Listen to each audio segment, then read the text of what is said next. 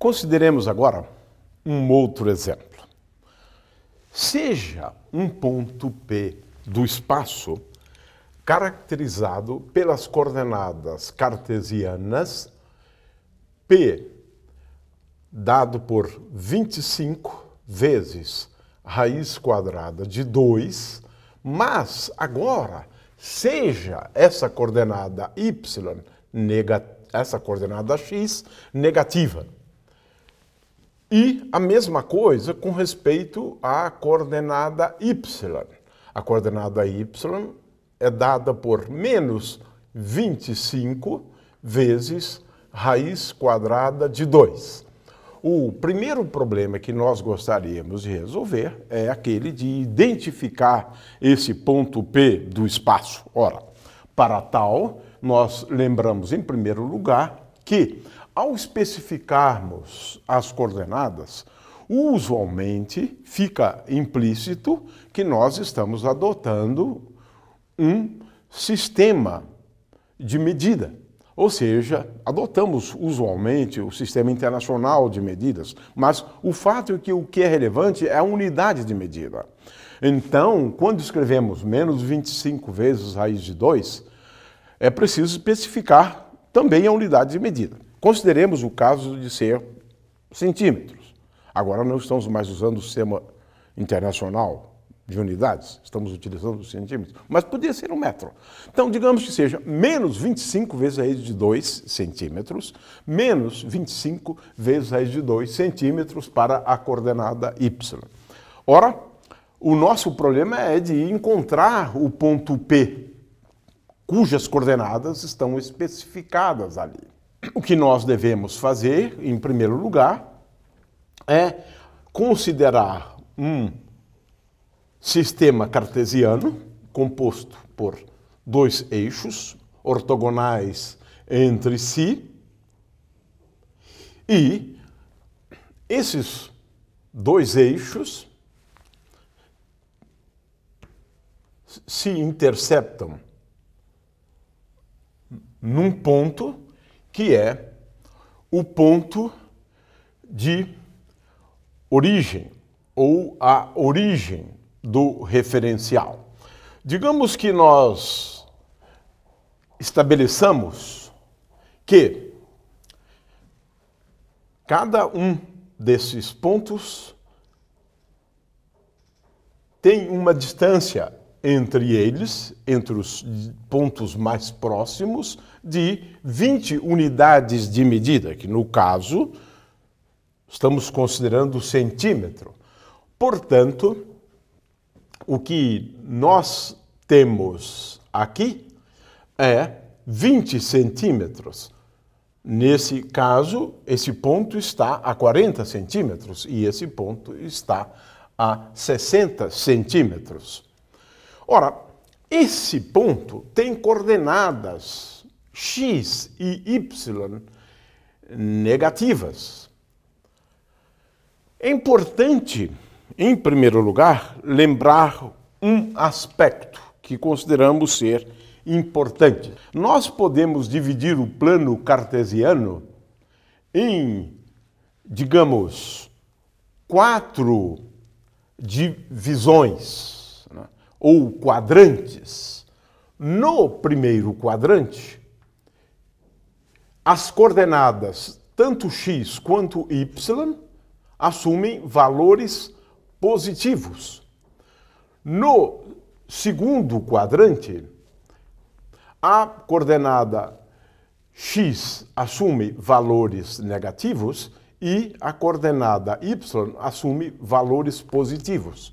No terceiro quadrante, que é este aqui, tanto as coordenadas x e y assumem valores negativos. E, finalmente, no quarto quadrante, o quadrante de número 4, a coordenada x assume valores positivos, enquanto que a coordenada y assume valores negativos. Ora, isso aqui é apenas para dizer que esse ponto, portanto, está no terceiro quadrante. Como é que vamos identificá-lo?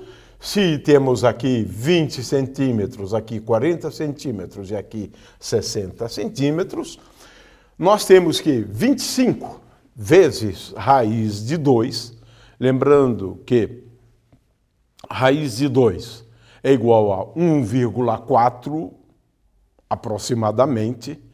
Então, 25 vezes 1,4 é aproximadamente igual a 35.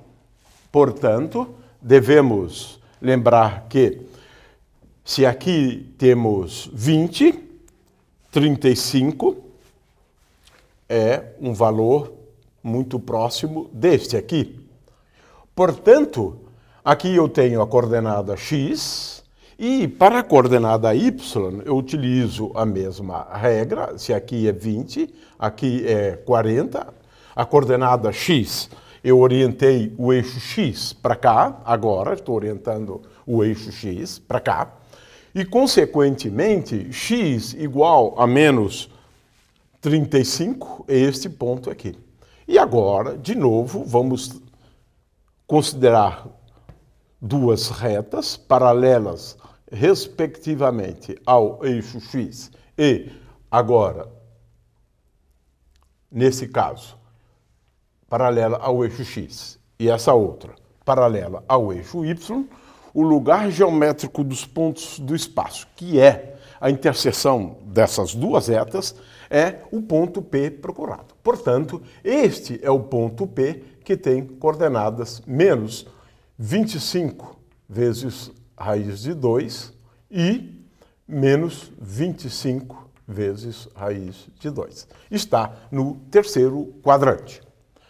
Analisemos agora um outro problema, e que está intimamente relacionado a esse, que é o de determinar a posição desse mesmo ponto P, cujas coordenadas x e y são dadas, mas agora eu quero determinar esse ponto P em coordenadas polares. Ora, para isso, lembro a definição que a coordenada polar pode ser escrita em termos das coordenadas cartesianas como a raiz quadrada de x ao quadrado mais y ao quadrado, enquanto que a coordenada φ pode ser escrita como sendo igual a arco cuja tangente é igual a y dividido por x.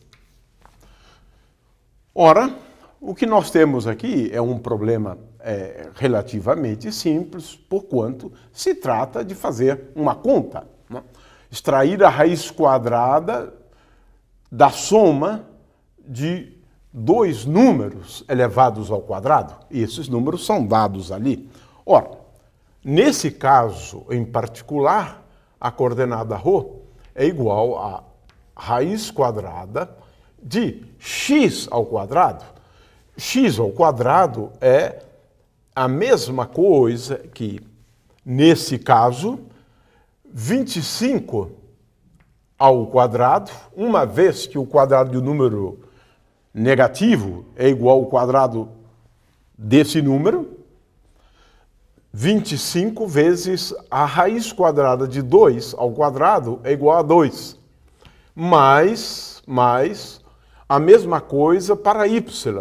Menos 25 ao quadrado é a mesma coisa que 25 ao quadrado. Portanto, isso é 25 ao quadrado vezes 2.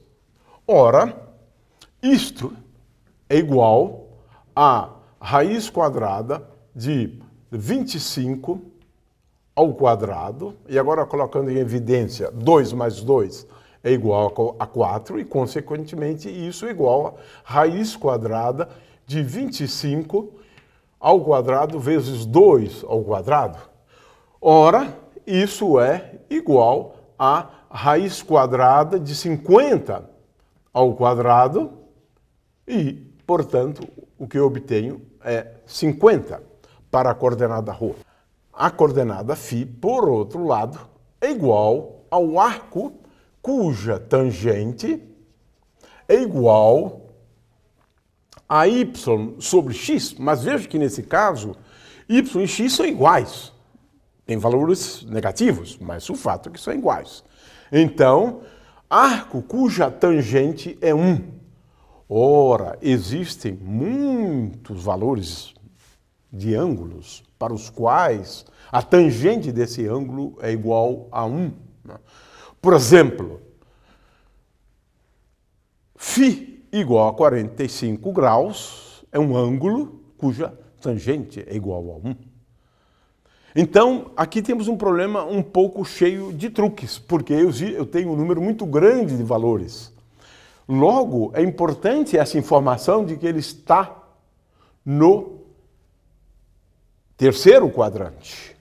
No terceiro quadrante, os valores dos ângulos φ, eles estão compreendidos entre o valor de 270 graus e 180 graus. 180 graus. Portanto, precisamos encontrar um ângulo φ no terceiro quadrante para o qual a tangente dele é igual a 1.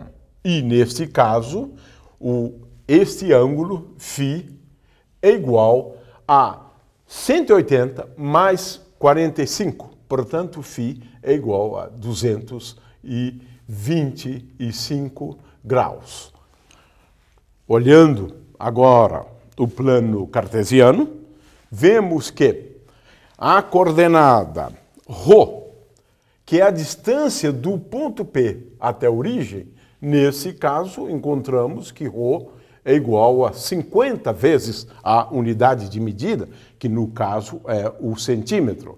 E que o ângulo φ, e isso é importante observar, que o ângulo φ é contado a partir do eixo x com essa orientação, e, portanto, o ângulo φ é 180 mais 45. Esse ângulo φ aqui é igual a 225 graus. E é isso que devemos estar sempre atentos, né, quando nós efetuamos a transformação de coordenadas cartesianas para coordenadas polares. É importante que a gente saiba em que quadrante está esse ponto para a gente decidir em relação ao valor do ângulo φ, cuja tangente é dada.